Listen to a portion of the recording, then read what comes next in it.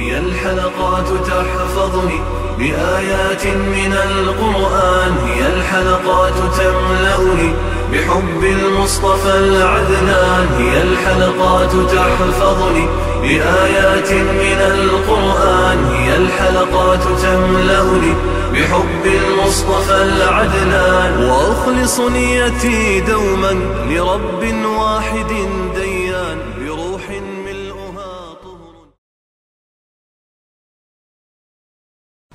Sure Maide tefsiri 1. ayetten 3. ayetkiçe ahir kısmını okuyumuz inşallah. Elhamdülillah ve salatu ve selamu ala Resulillah ve ala alihi ve sahbihi ecma'in. Esselamu aleyküm ve rahmetullahi ve berekatuhu. Tövəndi dextanlağa İbn Kəsir rahimahullah'ın Kur'an-ı Kerim tefsiri Uygurca tercümesi Maide suresi 1. ayetten 3. ayetkiçe boğan aldın qitimdan qapqagan keyin qismini o'qiymiz inshaalloh. Auzu billahi minashshaytonirrojim. Alloh taolo bandalarga o'z o'lib qolgan mollarni iste'mol qilishdan to'sib bu oyatlarni bayon qildi. O'z o'lib qolgan hayvon deganimiz bo'g'izlanmasdan o'zligidan o'lib qolgan hayvon bo'lib, uningdagi oqmay turib qolgan qon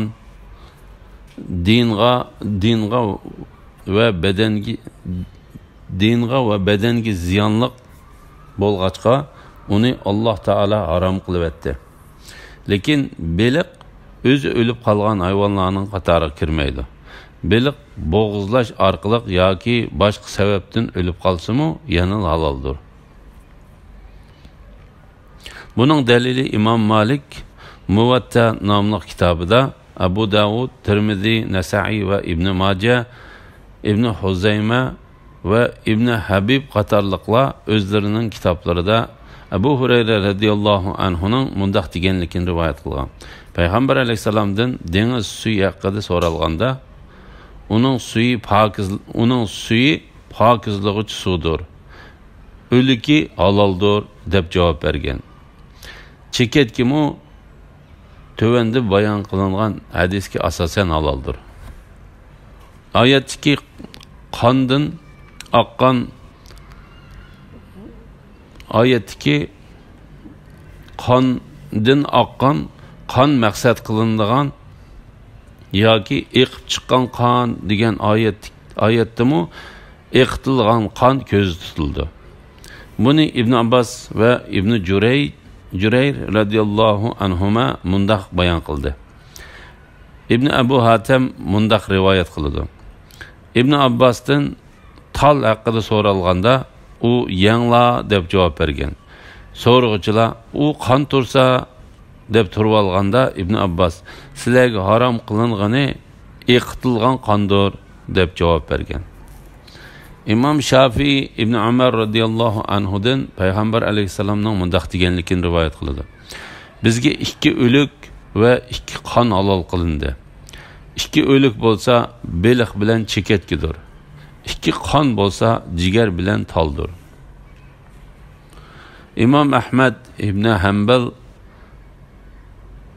İbn Majah, Darqutni ve Bayhaqi qatarlıq olimlarmi bu hadisni Abdurrahman İbn Zayd İbn Aslam radiyallahu anhudan shundaq rivoyat qilgan. Bu hadis ojizdir. Cho'shqa go'shi, ya'ni beqiladigan cho'shqa va yovvoyi cho'shqalarning hammasi haromdir. Go'sht degan cho'shqaning jismidagi yog' qatorliq hamma narsani o'z ichiga oladi. Zahiri mazhabidagilarning bu meseleni murakkablashtirib bilishi o'rinsizdir. İmam Muslim Burayda İbn Hasib Aslam radiyallahu anhudan Peygamber aleyhisselamning mundaq deganligini rivoyat qiladi. Kimiki qimor o'ynaydigan, u xuddi qo'lini cho'shqa go'shi va qini bilan bo'yib olgan bo'ladi. Bu hadisda faqat qo'li bilan tutquchiga bildirilgan nafrat shunchalik qattiq bo'lsa, uning yeguchiga bo'ladigan nafratning darajasi va tahdidi qanchalik bo'lar? Yana şu hadisda go'shning yog' qatorliq hamma narsani o'z ichiga oladiganligiga dalil bor. İmam Buxoriy va Muslim rivoyat qilgan bir hadisda payg'ambar alayhisalom Alloh taolo aroq, o'lik hayvon, cho'chqa va butlarni setishni harom qilgan dedi. Ba'zilar ey Allohning payg'ambari, o'z o'lib qolgan hayvonning yig'ichi, uning bilan kemilar moylanadi, terilar uning bilan yog'lanadi va jin chiroqmi uning bilan yuriydi deb so'raganda payg'ambar alayhisalom yo'q, u harom deb javob bergan.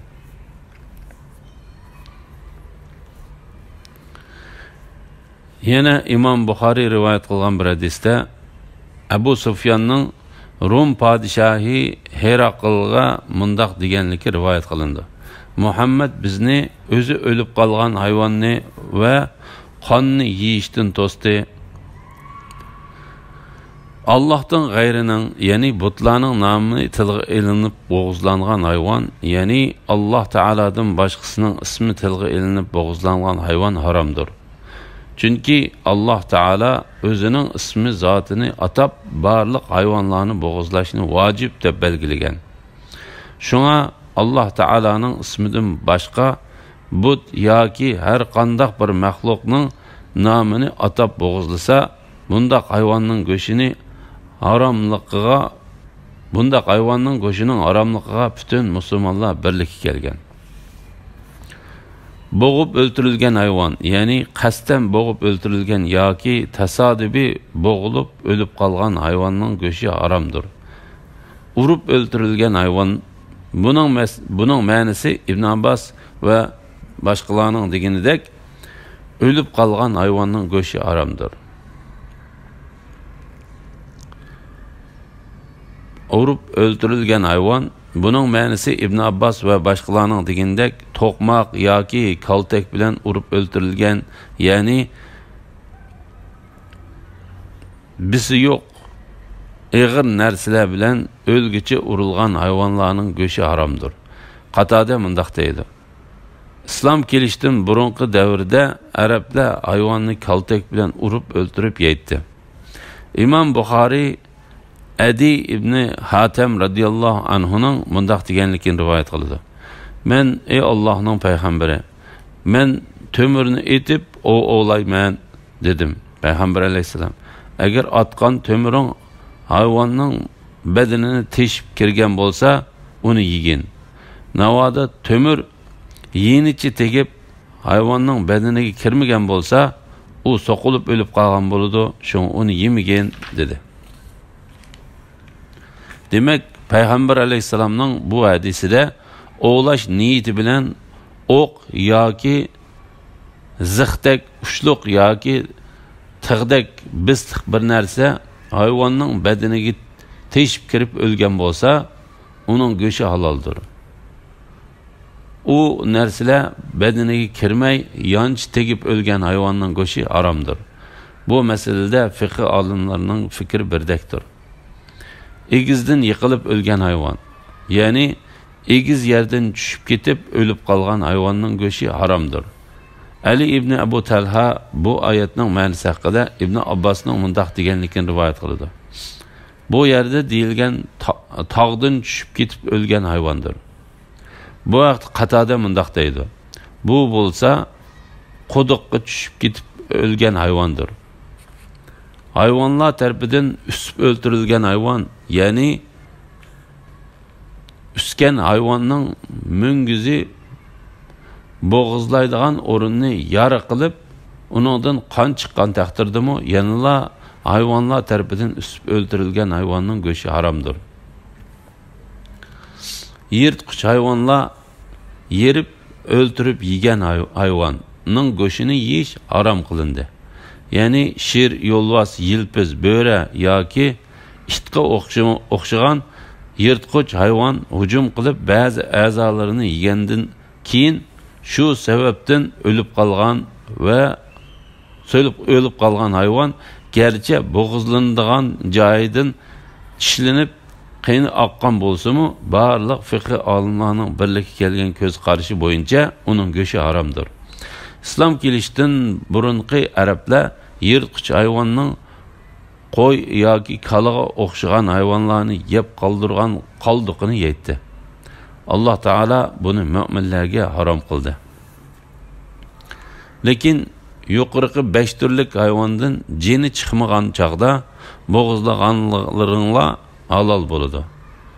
Ya'ni bu oyatning ma'nosi bo'g'ilib, so'qilib, egizdan tushib ketib yoki yirtqich hayvonlar tishlaganlikdan o'lish oldida turgan hayvonni jini chiqib bo'lishdan ilgari bo'g'izlab ulgursa uning go'shi harom emas deganlikdir. Ali ibn Abu Talha bu oyatning ma'nosi haqida Ibn Abbasning mundaq deganligini rivoyat qildi. Sizlar faqat ashu hayvonlardan jini bor chaqda bo'g'izlaganinglarni yanglar. Chunki u bo'g'izlangan bo'ladi. Said ibn Jubayr, Hasan Basri va Suddi qatorliqlarmi bu masalani Ibn Abbasga o'xshash rivoyat qilgan. Ibn Jarir Ali radhiyallohu anhuning mundaq deganligini rivoyat qildi. So'qilgan, usilgan va egizdan tushib ketgan hayvonni qo'li yoki puti midirlayotgan chaqda bo'g'izlab olsang, yesang bo'ladi. Tavus, Hasan, Qatada, Ubay ibn Umayr, Zahhak va boshqa olimlardan mundaq rivoyat qilindi. Bo'g'izlaganda u hayvonning jinining borligini bildiradigan biror harakat qilganligini ko'rsa, ondan uning go'shini yeyishki bo'ladi. Imom Buxoriy va Muslim Rafi ibn Hadij radhiyallohu anhuning mundaq deganligini rivoyat qildi.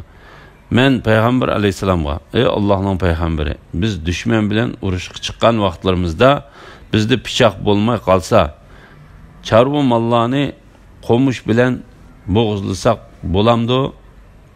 deb so'radim. Payg'ambar alayhisalom: "Qon oqizib Alloh taolaning nomini atab o'ltirgan molni yangla. Qon oqizgan narsa hayvonlarning tishlari yoki tirnoqlari bo'lib qolsa bo'lmaydi. Buning sababini sizlarga deb beray. Tish bo'lsa so'ngakdir. Tirnoq bo'lsa habashilarning pichiqidir," deb javob berdi. Hamda butlarga elib berilib, uning yinida bo'g'izlangan hayvonlar harom qilindi. Bu oyatning ma'nosi haqida Mujohid va Ibn Jurayj mundaq deydi.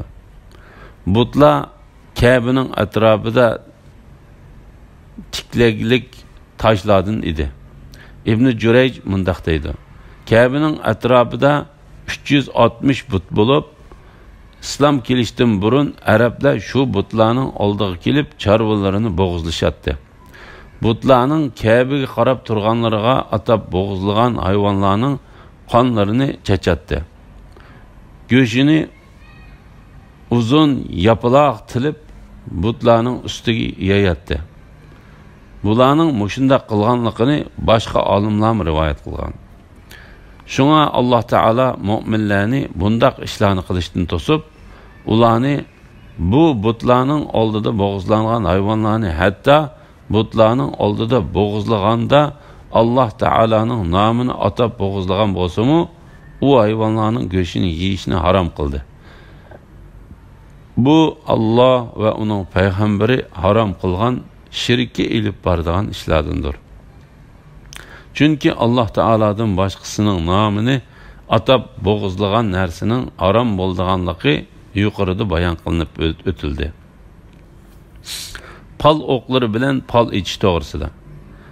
Azlam, ya'ni jahiliyat davrida pal uchun ishlatiladigan 3 parcha yog'och bilan pal silishinglar harom qilindi. Ya'ni ey mu'minlar, pal o'qlari bilan pal ichish sizlarga harom qilindi. Arablar islom kelishdan burun bundaq ishlarni qiladi. Bu o'q 3 xil bo'lib, birinchisiga qil, ikkinchisiga qilma deb yozilgan. Uchinchisiga bo'lsa hech narsa yozilmagan edi. Ya'ni ba'zilarning deyishicha, birinchisiga Rabbim buyurdi, ikkinchisiga Rabbim to'sdi deb yozilgan. Uchinchisiga bo'lsa hech narsa yozilmagan bo'lib, navoda buyruqi buyruq o'q chiqsa, uni darhol qiladi. Qilmaslik buyruq chiqsa, qilmaydi. Navoda quruq o'q chiqib qolsa, yana bir qitim tanlaydi. İbn Abbas mundaq deydi. Bu ishlarni taqsim qilish uchun pal ochadigan o'qlar edi. Bu ishlarni taqsim qilish uchun pal ochadigan o'qlar edi. Muhammad ibn Ishaq va boshqalar mundaq deydi. Qurayshning Hubal deb atiladigan eng cho'ng bir buti bo'lib, bu Ka'baning ichidagi bir suv yo'q quduqning ustiga tiklangan edi. Bu quduqqa so'g'i salomlar va Ka'baning mol-mulki qo'yiladi. Bu butning qishida 7 dona o'q bo'lib, uningda bir taraf qilolmay qolgan ishlarni tanlaydigan so'zlar yozilgan edi. Ularga qaysi o'q chiqsa, ular shu bo'yicha ish qiladi. Uningga hargizmi xiloflik qilmaydi. Sahih hadisda kelishicha payg'ambar alayhisalom Ka'baning ichiga kirganda Ibrohim va Ismoil alayhisalomlarning qo'llarida pal o'qini tutgan holda tasvirlangan suratini ko'rib mundaq dedi. Ular u ikkisining bu o'qlar bilan hech qachon pal ichib boqmaganligini bildi. Alloh ularning jazosini bergay.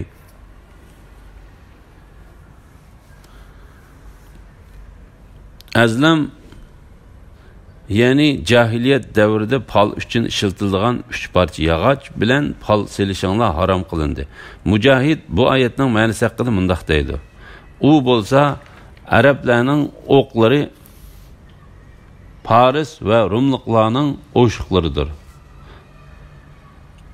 Ular shuning bilan qimor o'ynaydi. Mujahidning bu ko'z qarashi to'g'risida izdinib beqishga to'g'ri keladi. Agar Mujahid bu so'zdan ular uni ba'zida qimor o'ynash uchun qo'llanadi deganligini ko'z tutgan bo'lsa, bu to'g'ri bo'lgan bo'lishi mumkin. Chunki Alloh taolo qimor bilan pal o'qlarini ayrim bayon qilib mundaq deydi. Ey mu'minlar, aroq ichish, qimor o'ynash, butlar, ya'ni cho'qinish uchun tiklangan toshlarga cho'qinish, pal o'qlari bilan pal silish shaytonning ishi. Paskini qiliqlardir. Baxtga erishishinglar uchun shaytonning ishidan yiroq bo'linglar. Shayton aroq, qimor orqali oranglarda dushmanlik, adovat tug'dirmoqchi. Sizlarni namozdan va Allohni yod etishdan to'smoqchi bo'ladi. Sizlar endi aroqdan, qimordan yonmamsizlar. Bu gunohdir. Ya'ni uni qilish fosiqlik, ozg'unlik, jaholat va shirkdir.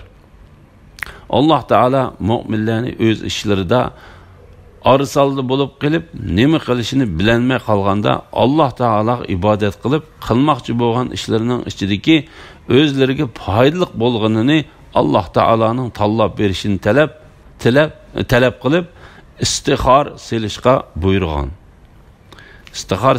buyurgan.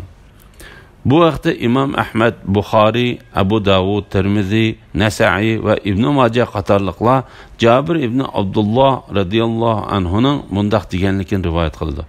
Payg'ambar alayhisalom bizga har qanday ishda istixora silishni xuddi Qur'ondagi bir surani o'rgatgan edi va sizlar biror ish qilmoqchi bo'lib, u ish ustida bosh qotirsanglar, farz namozidan boshqa 2 rakat namoz o'qib, ondan ey Alloh, men sening ilming bilan tanlab berishingni, o'z qudrating bilan qildirishingni hamda menga sening ulug' fazlingdan berishingni so'rayman. Chunki sen qodir bo'la olaysan, men qodir bo'la olmayman. Sen bilasan, men bilmayman. Sen g'ayblarni bilguchidirsan. Ey Alloh, navoda sening ilmingda bu ish qilmoqchi bo'lgan maqsadini ataydi. Mening dinim, dunyoliqim va turmush va ishimning oqibatiga yoki hozirgi va keyingi ishlarimga disimi bo'ladi. Yaxshilik bo'lsa, menga uni man uni qilishga nasib qilgan va man uni osonlashtirib bergan hamda u ishda menga barakat ato qilgan. Navoda sening ilmingda bu ish menga dinimda, dunyoligimda, turmushimda va ishlarimning oqibatida yomonlik bo'ladigan bo'lsa, meni uningdan yiroq qilgan. U ishnimi mendan yiroq qilgan. Mayli qayerda bo'lmasin, menga yaxshilik ato qilgan. Hamda meni shu yaxshi ishga rozi qilgan. Dangla degan edi. Musulmonlarning dinidan yenishidan kafirlar va shaytonning umidsizlanishi to'g'risida. Kafirlar bugun sizlarning dininglarni yo'qotishdan umidini uzdi. Bu oyatning ma'nosi haqida Ali ibn Abu Talha ibn Abbas radhiyallohu anhumaning mundaq deganligini rivoyat qildi. Ya'ni ular musulmonlarning dinidan yenishidan umid uzdi. Ata ibn Abu Rabah, Suddi va Muqotil ibn Hayyan qatorliqlarni bu vaqtda shundaq rivoyat qildi. Imom Muslim rivoyat qilgan hadisda mushu ma'na ta'kidlangan. Payg'ambar alayhisalom mundaq deydi: Shayton Arab yerim oralidagi namoz o'qiydigan musulmonlarning o'ziga cho'qinishidan umid uzdi. Lekin uning qila oladiganini musulmonlarning orasida fitna terib, ziddiyat paydo qilishdir. Bu oyatda musulmonlarning sifatlari mushrik kafirlardan farqli bo'lg'achqa kafirlar bu musulmonlarga o'xshay olishidan umidini uzdi degan ma'na maqsad qilingan bo'lishi mumkin. Shuning uchun Alloh taolo mu'min bandalarga faqat o'zidan qo'rqishga, kafirlarga zid va xilof ish qilishda tavranmay turib, sabr qilishga buyurib mundaq deydi: Ulardan qo'rqmanglar, mendan qo'rqinglar. Ya'ni ularga qarshilik qilishda ulardan qo'rqmay, mendan qo'rqinglar. Shunda qilsanglar, men sizlarni ularning ustidan g'alaba qildirib, sizlarning o'chinglarni ilib beraman. Sizlarni dunyo va oxiratda ulardan ustun qilaman. Islom dinining to'liq mukammal qilinish to'g'risida.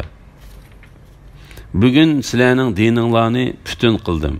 Sizlarga ne'matimni tamomladim. Sizlar islom dinini sizlarning dininglar bo'lishga tanladim. Bu oyatdagi ne'mat Alloh taolaning ularga dinni mukammal qilib berganligi bu ummatga bergan ne'matining eng kattasidir. Shunga bu ummat boshqa bir dinga yoki boshqa bir payg'ambarga muhtoj bo'lmaydi. Shu sababdan Alloh taolo payg'ambarimiz Muhammad alayhisalomni payg'ambarlarning oxirgisi qilib butun insonlarga va jinlarga avatgan. Shunga Alloh taolo halol qilgandan boshqa halol yo'q va harom qilgandan boshqa harom yo'q. Yo'l qo'yilgan shariatdan boshqa shariat yo'q. U xabar bergan barliq narsalar rost va haqdir. Uningda yolg'onchilik yoki bo'lmay qolmaydigan ish yo'qdir. Alloh taolo bu vaqtda mundaq deydi: Rabbingning so'zi nihoyat rostdir, nihoyat to'g'ridir. Ya'ni bergan xabarlarda rostchil, buyruq cheklamalarda odildir. Alloh taolo bandalariga dinini mukammal qilib berish orqali ularga bergan ne'matini to'liqlab berdi. Bugun sizlarning dininglarni butun qildim. Sizlarga ne'matimni tamomladim. Islom dinini sizlarning dininglar bo'lishga tanladim. Ya'ni sizlarmi u dinni qabul qilib, u dinning o'zinglarning dini bo'lishiga rozi bo'linglar. Chunki u din Alloh o'zi yaxshi ko'rgan va rozi bo'lgan, uning bilan payg'ambarlarning eng kattasi bo'lgan payg'ambari Muhammad alayhisalomni avatgan ham u din orqali kitoblarning eng kattasi bo'lgan Qur'oni Karimni nozil qilgandir. Imom Ibn Jarir Harun ibn Antaraning dadasining mundaq deganligini rivoyat qildi. Hajji akbar, ya'ni vidolish hajji kuni Alloh taolaning bugun sizlarning dininglarni butun qildim, sizlarga ne'matimni tamomladim, islom dinini sizlarning dininglar bo'lishga tanladim degan oyati nozil bo'lganda Ömer radıyallahu anhu yığılıb ketdi. Peygamber aleyhisselam sen nima uchun yig'ilding dedi. Ömer har qandaq narsa to'liqlangandan keyin kemiyishga qarab mangdi. Bizning dinimizmi endi to'liqlandi. Shuning uchun yig'ildim dedi. Peygamber aleyhisselam rost aytding dedi. Bu mazmunni Peygamber aleyhisselamning islom g'ariblik bilan boshlangan, g'ariblik bilan oxirlashidi. Shu g'ariblarga cennet bilen hoş mübarek bolsun degan hadisi güçlendirdi. İmam Ahmed Tarix İbni Şihab'ның mundaq deganligini rivayet qiladi. Yahudilardan bir kishi Umar radıyallahu anhu'nun yanına kelib, "Ey mu'minlarning boshlig'i, sizlarning kitobingizda shundaq bir oyat borki, navoda o'sha oyat biz Yahudilarga tushgan bo'lsa, shu oyat tushgan kunini biz bayram kuni qilib olatdik" dedi. Ömer u qaysi oyat deb so'radi. Heyliq Yahudi. U bugun sizlarning dininglarni butun qildim, sizlarga ne'matimni tamomladim, islom dinini sizlarning dininglar bo'lishga tanladim degan oyat dedi. Ömer Alloh taolaning nomi bilan qasamki, men bu oyatning qaysi kun, qaysi vaqtda tushganligini bilaman. Bu oyat Arafat kuni kechqurunda tushgan edi. U dal juma kuni edi dedi. Bu hadisni İmam Buxoriy, Muslim ve Nesai qatorliqlar rivoyat qilgan bo'lib, İmam Buxoriyning rivoyatida mundaq bayon qilingan. Yahudilar Umar radıyallahu anhuga Allohning nomi bilan qasam, sizlar shundaq bir oyatni o'qiysizlarki, mubodo shu oyat bizga tushgan bo'lsa, biz cho'qim shu oyat tushgan kunni bayram qilib olatdik deydi. Umar buni anglab, men bu oyatning qachon, qayerda tushganligini bilaman. Hem de bu ayet düşkende Peygamber aleyhisselamның qayerda ekanligini obdan bilaman. Bu ayet Arafat günü düşken idi. Allah'ның nomi bilan qasam qilaman ki, men shu chaqda Arafat edim dedi. Bu ayetning vidolashish hajjida Arafat günü Arafat tig'ida tushganligiga, bu kunning dal juma kuni ekanligida butkul olimlarning orasida ixtilof yo'q. Zörüriyet bolup kalganda yiyiş çeklengen hayvanlarının göşünü yese boluduğanlık doğrusida.